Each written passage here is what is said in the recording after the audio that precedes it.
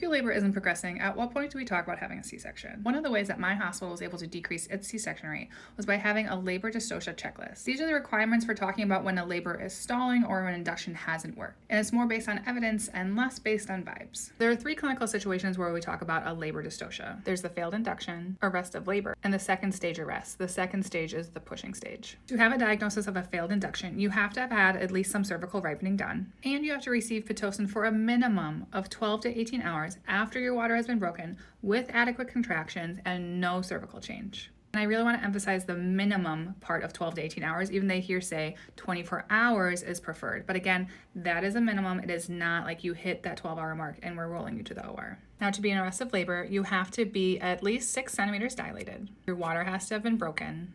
And no cervical change of at least 4 hours of adequate uterine activity with or without Pitocin, or 6 hours with Pitocin, and it doesn't matter if the contractions are adequate or not. And then there's the rest of the pushing stage.